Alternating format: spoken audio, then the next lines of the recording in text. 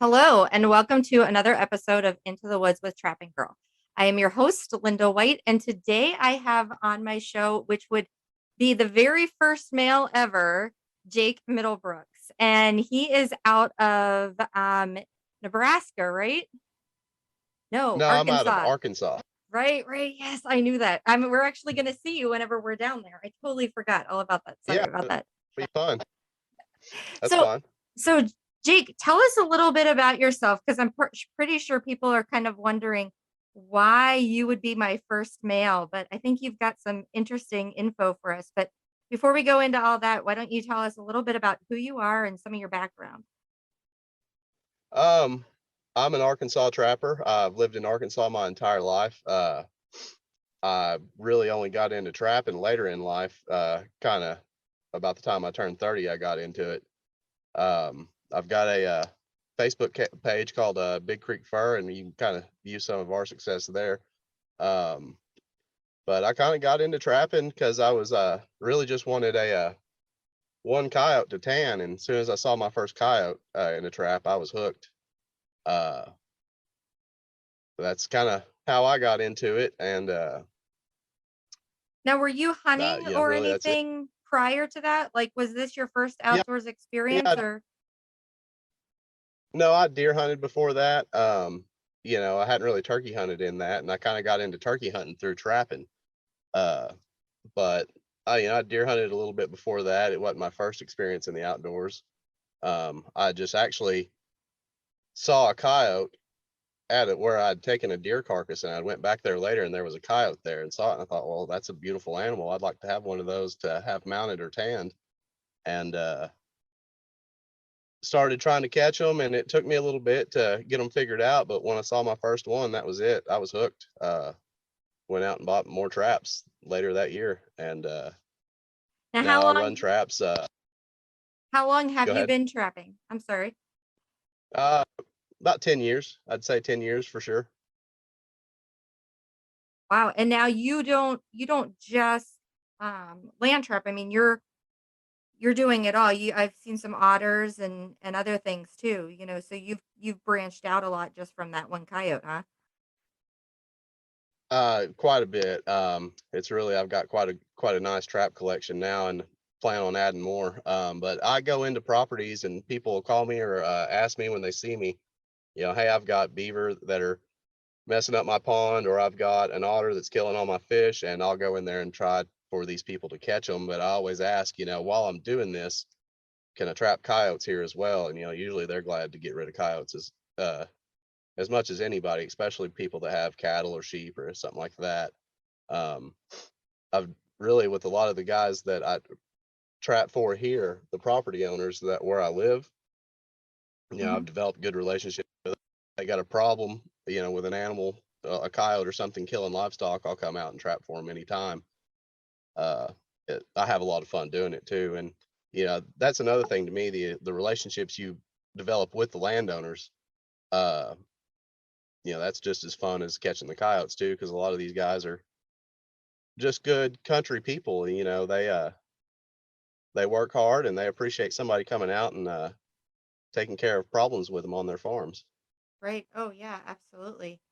And I know that's something that we, even up here in New York, that's something that we really are big into is making sure that we keep our landowners happy and the relationship that you develop with them.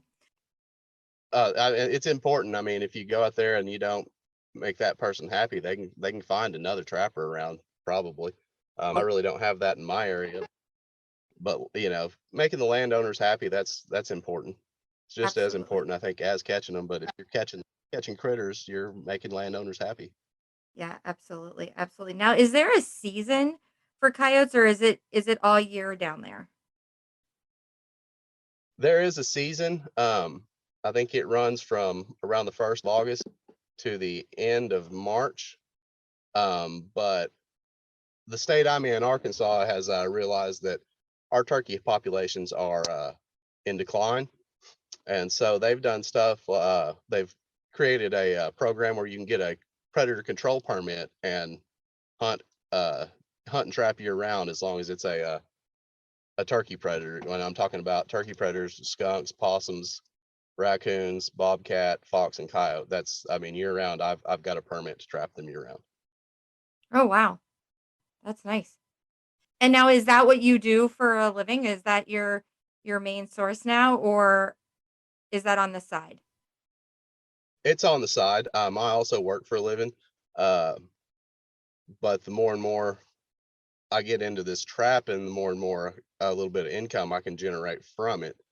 Uh, like in a couple weeks, I'm going back to a ranch that me and Casey Stone went to, and I'm gonna take 2 weeks off work. And where I work, they're good enough to let me off when I need to go and travel to trap. I just have to give them a little notice, and they usually say, "Okay, fine, we'll see you when you get back." Uh, but yeah, that's something I want to add to what I do is traveling more and going to places and seeing more country and catching more animals. Yeah. Now are you traveling just within Arkansas, or are you traveling outside of into different states? Right now, it is just in Arkansas. I am looking. I've got family in Kansas, and I would really like to get out to Kansas and trap some coyotes up there. And I'm hoping to go up there next October and trap some with one of my cousins. Yeah, they have some very nice coyotes out there. So that would definitely be fun, and they're kind of overran right now. So you should definitely be able to bring Oh, one back. there's definitely not a shortage of coyotes in Kansas. That's what I've been told. No, not at all. Not at all. So let's talk a little bit about Big Creek, and you're also now on TV, aren't you? Yeah, that was I filmed last season for Robbie Gilbert and Trapping Time TV. Uh, that was a really great experience. I mean, it kind of took me a little bit to get used to just standing in front of a camera and talking to it, but that once I got used to it, it's been fun. And he put me on 5 30-minute episodes, I believe it was this season Wow. on the TV show. Big Creek Fur was just kind of something that I played around with making a little bit of bait and lure a couple times, and I was like, well, I'll need something to a website basically just to kind of promote that. I've kind of gotten away from it a little bit when I started doing the TV trapping and the live market trapping, but I plan on getting back to making a little bit of my own bait and lures, and used them because I've done well with the stuff I use.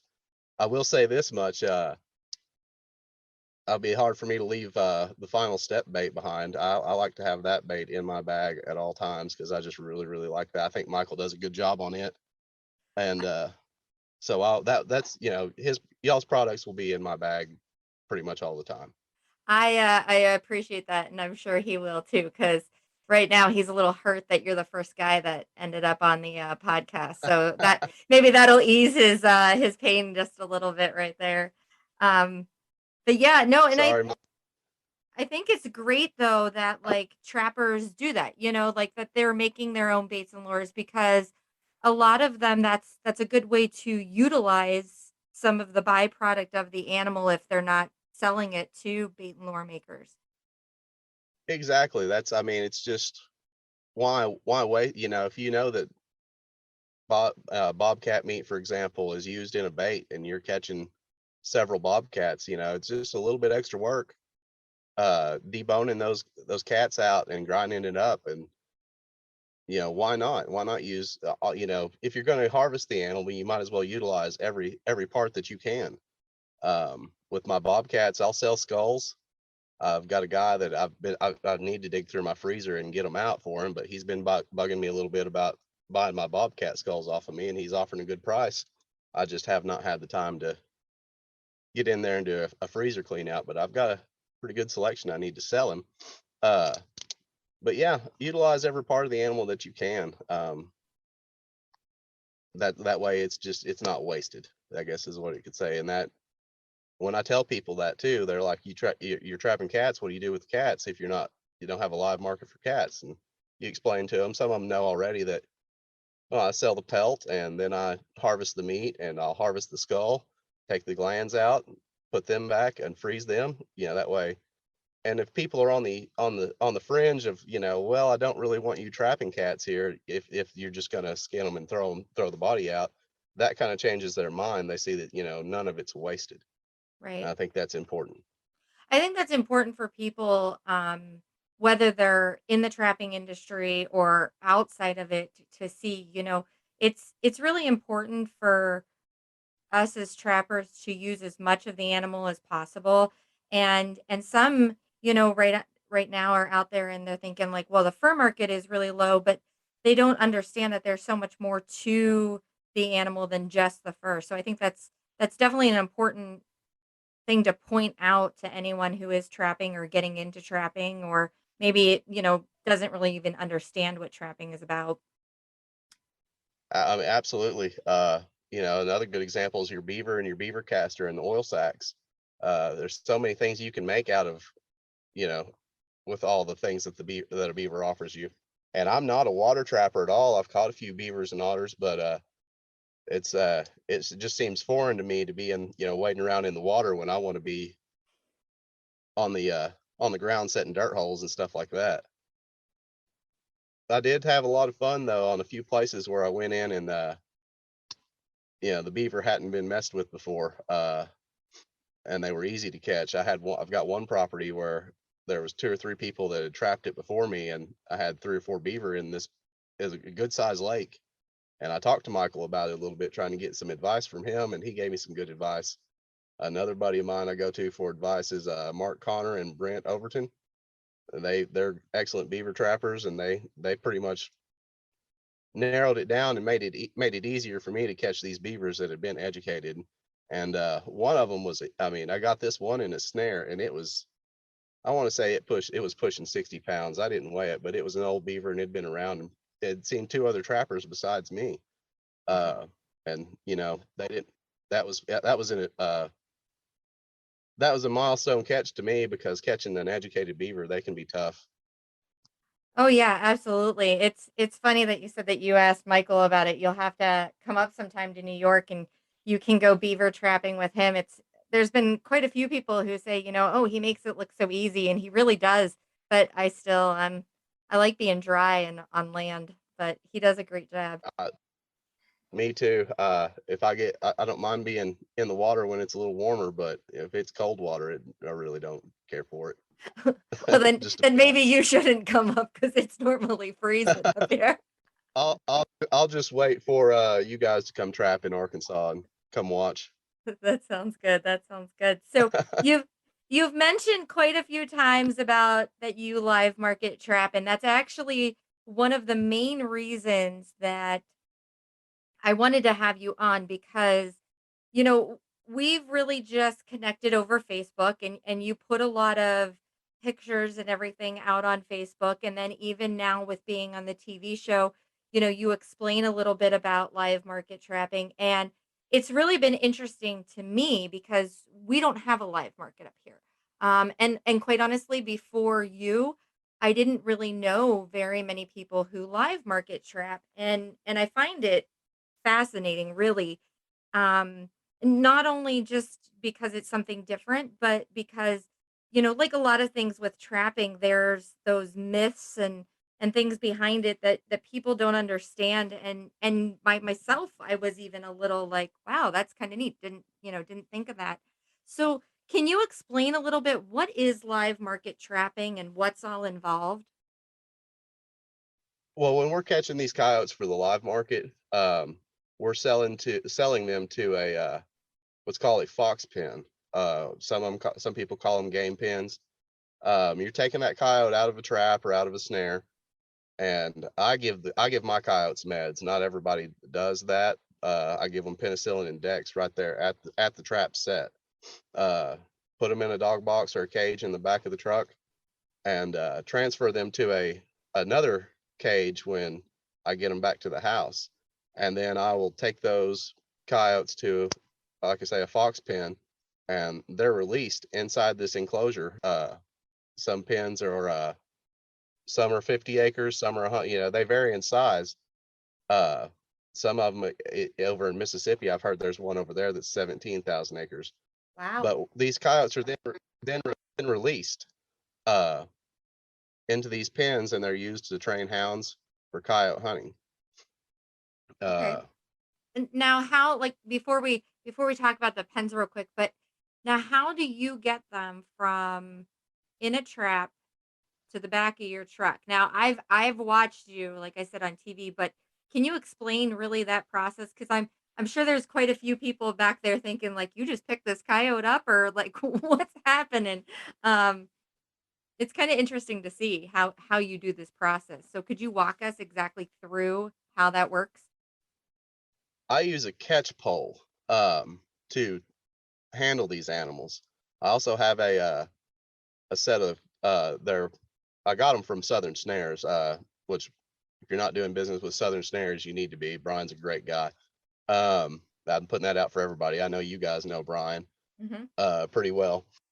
But I got a set of these catch tongs that I use to transfer them from the box to the cage.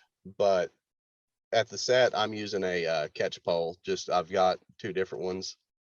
One's just a standard metal catch pole, you know, $27, and then I bought an expensive one at the I guess it was the Southeast Regional NTA convention this year.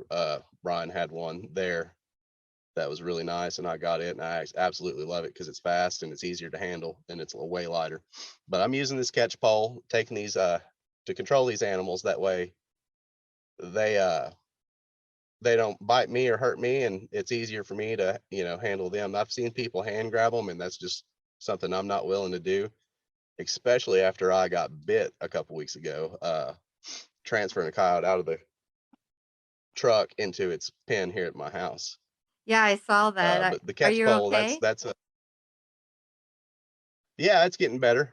No rabies. The coyote didn't have it. I took it to a vet and got it tested. Good. Um, so I didn't have to get rabies shots. I dodged that bullet, but it took a pretty good chunk out of my finger, and pretty good puncture wound near my thumb. Mm. I was actually giving that coyote a shot uh, when it happened, and it just kind of powered out of it was my fault. I didn't do it the way I usually do it, so I put myself at risk and I paid for it. But it happens. That probably won't ever happen again, knock on wood, but it just is what it is. But yeah, handling these animals, I mean, they're a wild animal. They don't know what your intentions are. Mhm. So that coyote, she bit me, defending herself, and it's my fault. But if you're going to do this, I suggest a catch pole for sure. Yeah. No, I agree, and it's interesting, like, whenever I was watching you on TV, when you put this catch ball down, around them, for the most part, they kinda lay down and you're just able to give them that shot, that penicillin and everything, and then put them right in the back, and there doesn't seem to be, that the one that bit you, that was a fluke, it kinda seems like because most of the time, they just kinda lay right down, it seems like. Most of them do. When you handle it, I mean, I've handled a bunch of these animals. I don't know what the numbers would be, but it's been a quite a few of them. Uh, 9 out of 10 of them are gonna be timid and lay down. You'll get that one every now and again that you'll put him in the cage, and you'll have him in the back of the truck in a cage, and every time you get out, he's standing up on his feet and growling at you and biting the cage. And those are the ones that you really got to watch. Mhm. I had a near miss last year with one like that. I was actually had a buyer at my house and was transferring the coyotes. I think I had 7 of them at that time, into his truck, into his transport cages. And I had a male and a female in there, and I caught them pretty close together. They were probably mated up, but every time I'd go out there to feed these coyotes, and I feed them dog food, uh, they would be just right there. They were making me nervous. They were just pretty aggressive coyotes. Mhm. But when I was getting him at the big male out of the cage, he kind of they'll grab onto the cage with their paws sometimes, and he kind of came out funny, and he put a hole in my boot Oh. when I got him out and got him on the ground to give him another shot. He kind of lunged forward and got my boot, so that was a near miss. But if you get complacent around these animals, they'll wake you up. You've got Mhm. to have, whether it's a coyote or a fox, you've got to be paying attention to what you're doing. And I have a routine that I go through when I handle these animals. And that day that the coyote bit me, it was starting to snow. This was the last thing to do on my chore list, and get this coyote in his pen, put some hay in there for him, and get him fed and watered. And or it was a she actually, and it kind of went sideways from there. She bit me, and I had to clean it out. I was lucky I was at my house when it happened, so peroxided it out real good and called a vet and seen what I needed to do. Before I Mhm. called the doctor, I called the vet, uh, which, you know, we had to take the coyote over there and it had to be euthanized and tested. So lost out on the money on that coyote. Actually had to pay for it to be euthanized. So that one actually cost me. But Mhm. you have to pay attention with these, because they're, like I said, they don't know what your intentions are for them. They just know that you're closer to them than they're comfortable with. No, most coyotes, though, that you're right, they do kind of cower down. They're scared of you. Uh, but there's that one or two out of 10 that you have to watch, and those are the ones that make me nervous handling them, because I don't want to be bit. And it wasn't as bad as what I thought it would be, but if she had latched on and really bit down instead of just being a defensive bite, it could have been bad. People lost fingers and stuff like that. I just ended up with a gash on along my middle finger, and it's going to leave a nasty scar. Yeah. But I'm going to go start resetting traps tomorrow. I'm not going to let it slow me down any more than it already has. Now, you said about that you give them a shot at the site and then you give them a shot again whenever you get home with them. What is the whole reason for the Mhm. shots? Well, as humane as modern traps are, these animals will still struggle with the trap and fight the trap, or maybe even bite themselves biting at the trap. So I'll take them out. I'll give them those meds to help their foot heal as fast as it can and as best as it can. That way, when they get to these running pens, they are athletes. If I take them to a pen and it don't run good, I won't charge them for it. I want the relationships with these pens. That way, I can keep doing this for years to come. But the meds that we give them, they just help them heal up better. Um, because if you turned it loose in the wild, it would go and be fine. They have ways of taking care of themselves. But if I put it in a cage and nurse it back, it takes a little bit longer, and it doesn't have it can't do what nature does for these coyotes when they're turned loose in the wild. But once they can get running again, they're fine, and Mhm. they're fed well. And really, I mean, it's almost like a coyote vacation. All they have to do is uh, eat the food that these pens feed them. And when dogs show up, all they have to do is run and hide. Hmm. Then when their dogs are done and called back out, I've seen videos of this from other pens. They'll have like this particular pen had a side by side with a hopper on the back of it, and it just laid out a big long line of dog food out in the field. And these coyotes would just come out of the woods or out of the brush, and they'd eat this dog food till they got full, and then they'd just kind of disappear back into the brush. It was kind of a neat thing to see. I'll see if I can find that video and send it to you. Yeah, that would be interesting to see. Now, when you say pens, so let's start talking about them. When you say pens, I mean you're not talking about like a cage. You're talking about a fenced off big area. So I mean, these coyotes are out there in an area, correct? Right, correct. It's just I mean, in my pens are small. I think one of mine is like 8 by 4, and the other one that I have is probably, I would say, 4 by 4. Um, and I'll hold a couple of coyotes in it, and I'll hold a few more in the bigger cage.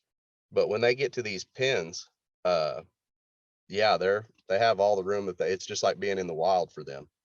Yeah, and I'll tell you that's something that I was not aware of. Whenever I first heard about live markets, I was thinking like they were going from a cage to a cage kind of, and that's not the case. I mean, these these coyotes that are at these the pens, I mean, they're extremely well taken care of.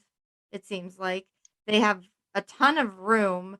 It almost seems like they're better off in these pens sometimes than they are, in the wild because they're taken such well care of. Well, I had someone ask me, and they are taken very well care of, but someone asked me the other day what I did with my coyotes, and I explained the live market to them. I just said, told them I sold them on the live market, and their reaction was, "Who wants a coyote alive?" And I was like, "Well, these pen owners and these kennel owners do. They're a necessity for them. If their every coyote was killed, then they wouldn't have anything for their any game for their dogs to chase." Right. Uh, really, really, if you look at it, and me and one of the guys that one of the pen owners I know were talking discussing this one time, we're giving that coyote a second chance. Uh, he was somebody else's problem in the wild. Whether he was harassing someone's deer hunting grounds and killing deer, uh, whether they were killing cattle or sheep. I've had calls where, hey, this cow or these coyotes are killing my calves, come out, or these coyotes are killing my goats, come out and trap. So I'm taking those coyotes that were causing someone a problem, and I'm giving it to somebody that wants them, and they get they get to go into these pens and live out their life Yeah. almost like what they would have in the wild. It's as close to being in the wild for them. So it's a second chance for them. And I don't know, a lot of people, coyote gets a bad reputation, I think. I think they're an absolutely gorgeous animal. I love seeing them. I love being close to them. And I'm a dog guy. I like dogs. I've got two German shepherds that like what I do too. They like seeing the coyotes. My big male Dakota, he likes to try to bite at them sometimes. Which when I got bit, I left him in the house because I was like, you're gonna end up getting me bit the way you try to bite at these coyotes, and petted him and left him in the house. And then I walked outside and got bit, which was kind of ironic. But yeah, these coyotes, they can be a nuisance to a farming or operation or a deer operation, but they're absolutely, I think they're, like I said, a beautiful animal, and I like being around them. I like checking them out.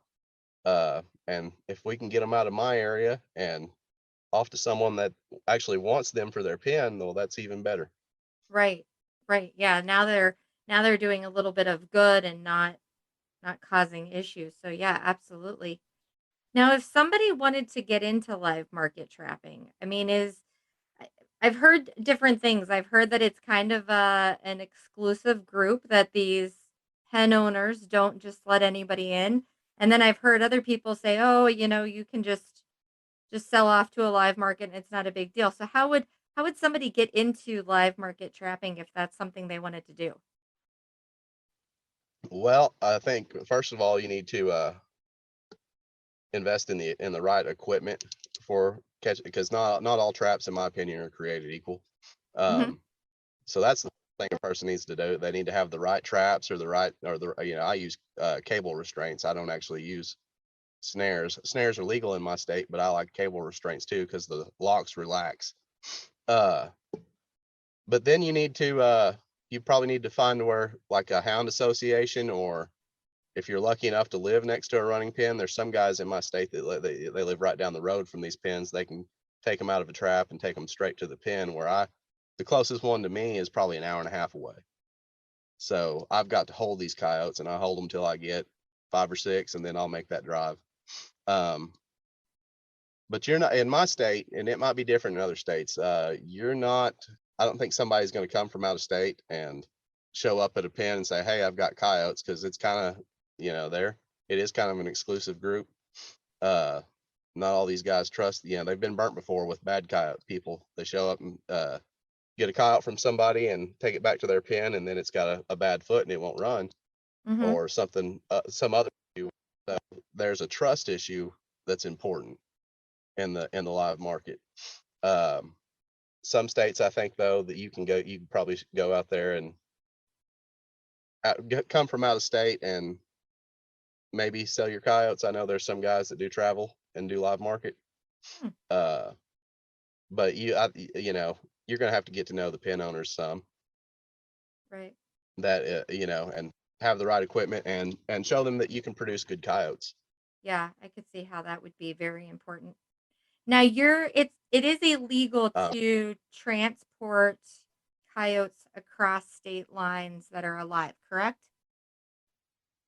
Correct. We can't go across state lines with it. Like if a neighbor state, like Missouri, I know there's running pens in Missouri, and I'm basically 20 minutes from the Missouri state line.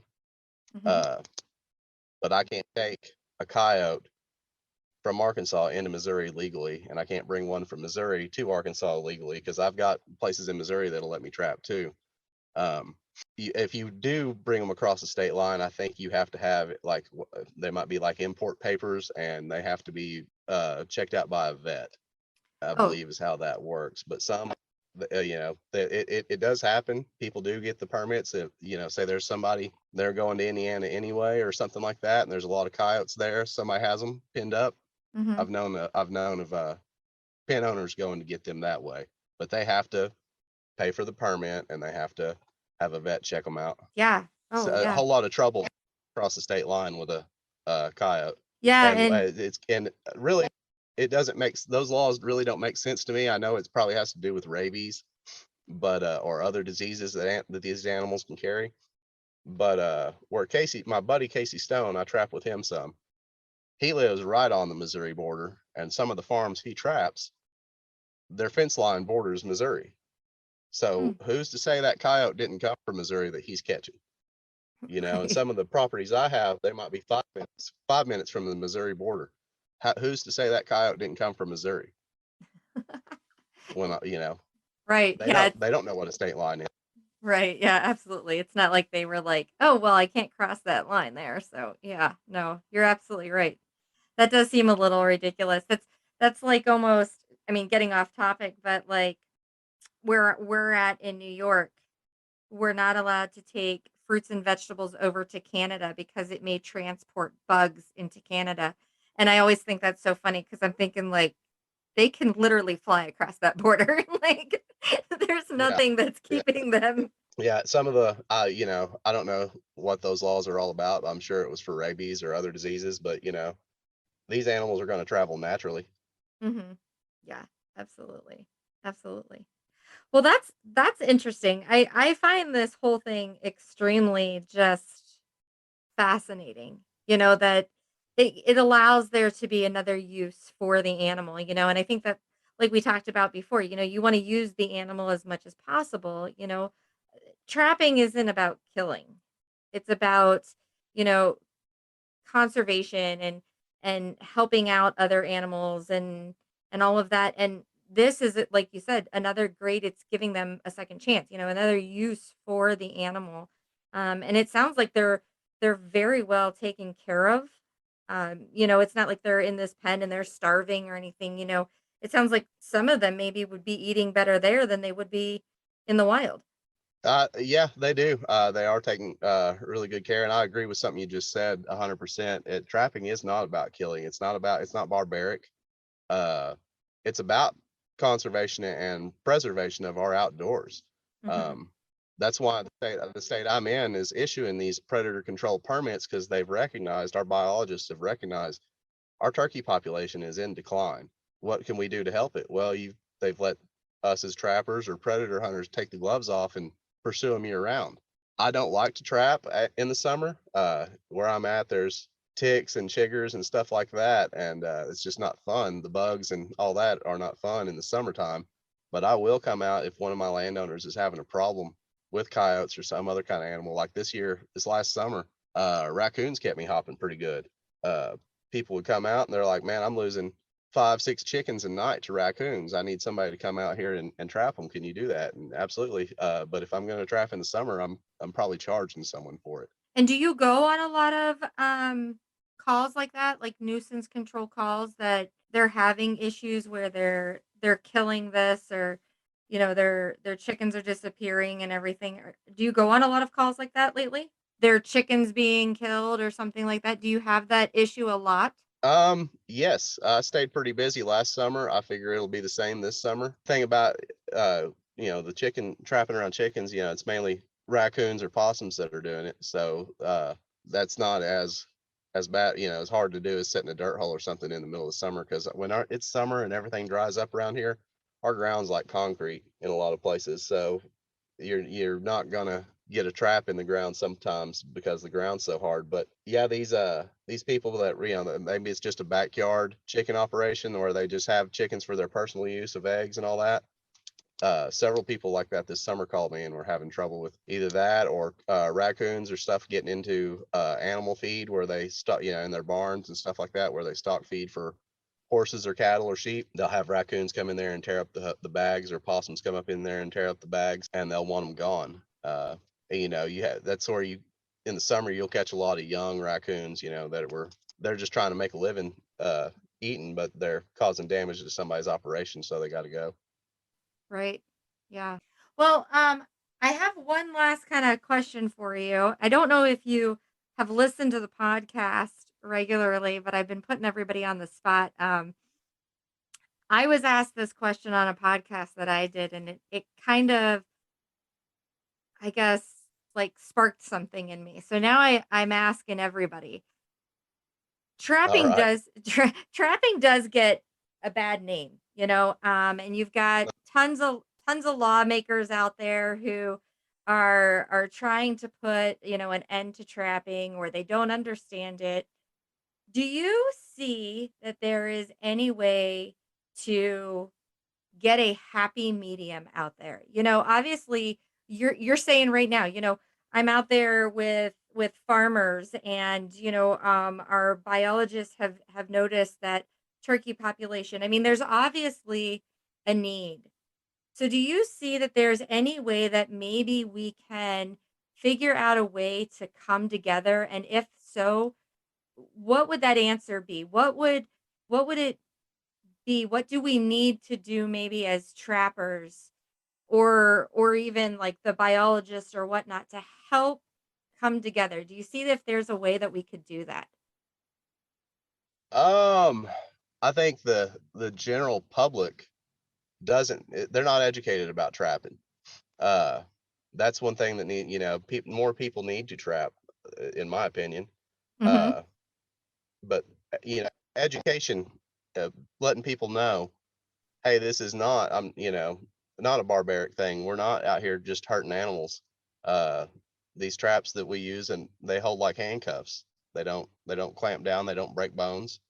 But we've got to, because it's happening in a lot of states. New Mexico was a good example. They lost their trapping rights on public Mhm. land. I think the biggest part of it is people have a misconstrued notion of what trapping is all about. They think that it's up some guy that's just out there maiming and hurting animals, and that's not the case at all. Another thing you can do is take people trapping with you. I have several people that will ride along with me from time to time. That's how my buddy Casey got it. He rode with me a couple times, and now he's a trapper. I've take I've take well, I mean, I've got teachers from my kids' school. Mhm. They've rode with me. I mean, I'm lucky enough to be in a small community that everybody knows each other, and the more people that I take with me, the more like we get to talking about stuff, and they're like, "Hey, I didn't know that about what you're doing." There's people that rode with me that thought that traps still had teeth Yeah. on the jaws, and I was like, "No, those days are over." And it's mainly like they've got no exposure to trapping other than maybe seeing something in a cartoon where they or a movie where it's a big trap and it's got teeth all in it. I was like, that's not what we do. Right. I don't want an animal hurt. I actually kind of go overboard when it comes to setting my traps up so there is no chance. I use 3 or 4 swivels on my chains and shock springs. I want that animal to be as healthy as possible when I catch it, and I want 0 foot damage. That's my goal. Will there always be something that happens? You can't control every variable in trapping. Sometimes an animal just gets hurt, but that's not what we're about, and that's not what we want to see. I mean, I took that coyote that bit me to a vet, and I was hoping that they could test it and I would get it back, but that's not how the testing works. So I Mhm. mean, I was a that they euthanized it, but it had to be done because it's for my safety. Right. But yeah, I think education is important. We've got to get more people involved with trapping, even if they don't trap.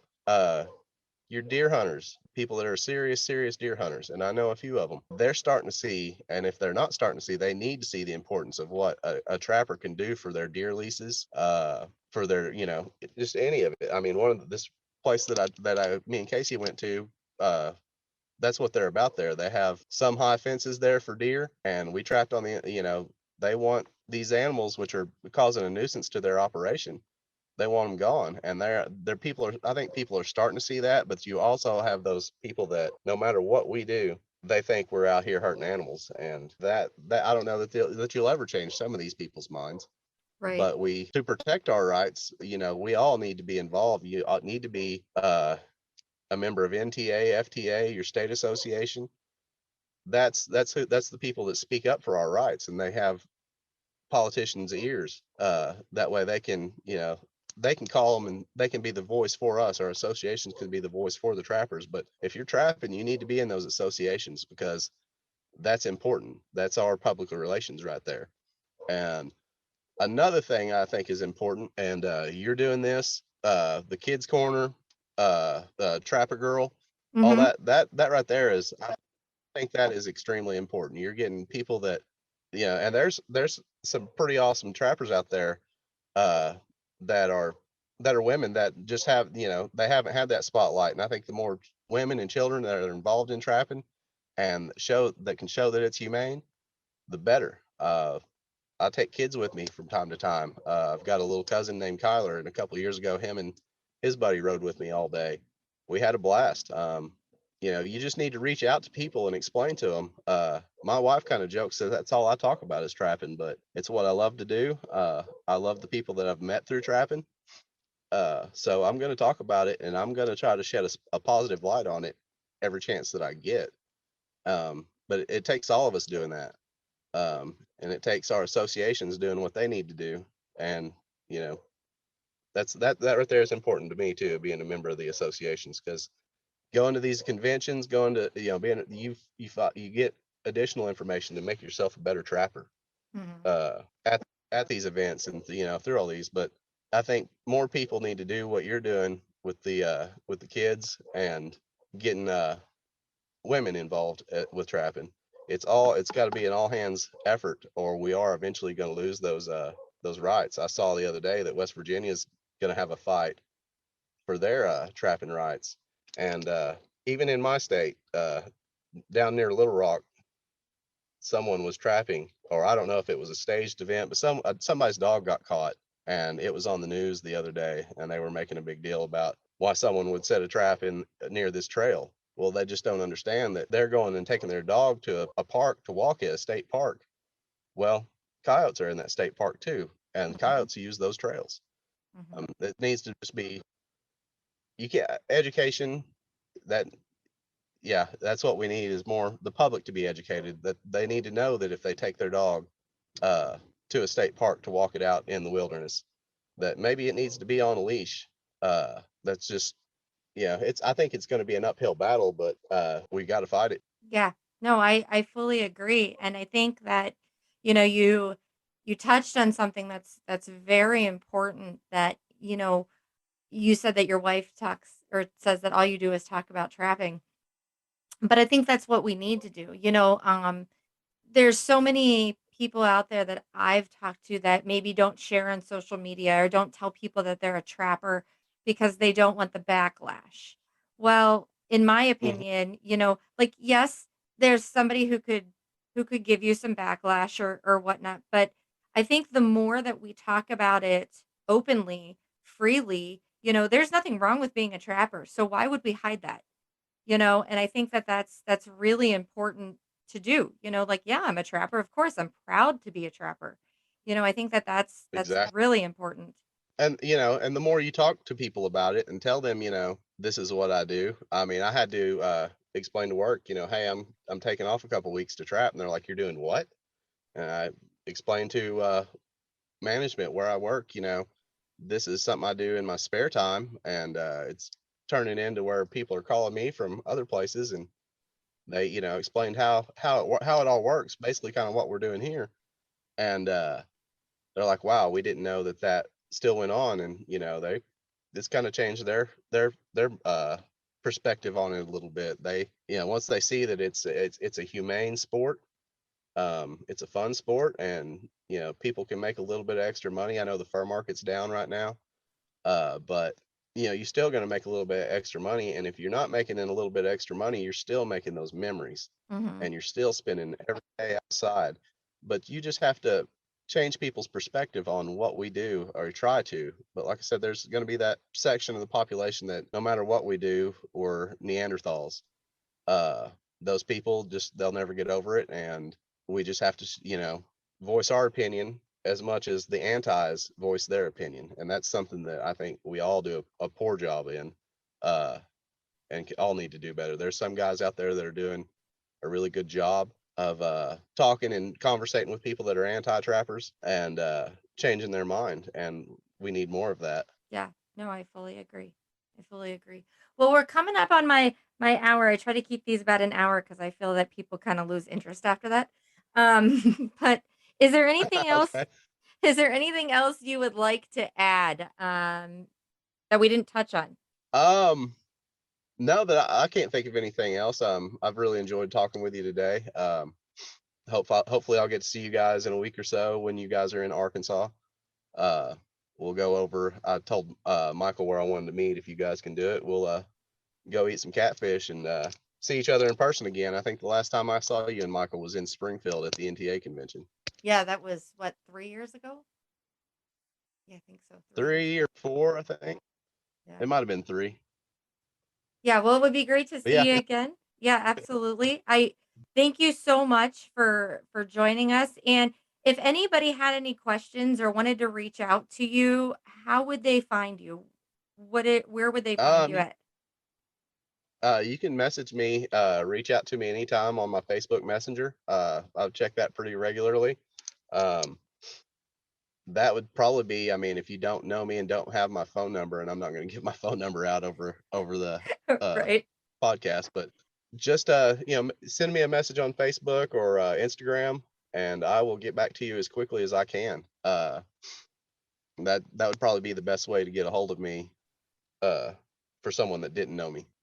Perfect. And I do this a lot too. Like, I've got a kid that's a couple hours away from me that's been uh, asking me for advice on trapping, and he's been frustrated. The coyotes, he's got a cell cam out on his some of his traps, and they come to it and they just don't work the set. And I was like, just be patient with them. Sometimes they don't do that. I said they'll frustrate you. And the other day I woke up and he'd sent me a message where he had caught his first coyote, and I was really happy to see that for him. But That's yeah, awesome. reach out to me on Facebook or Instagram, and I'll talk to you all I can. Thank you so much, Jake. You have a great day. Hey, thank you, Linda. You do the same. Well, that concludes another episode of Into the Woods with Trapping Girl. I hope that you enjoyed listening to Jake. I really enjoyed talking to him, learning a little bit about what the live market is. That's something that here in New York, it's just not available to us. And quite honestly, up until about a couple years ago, I didn't know that it was available at all.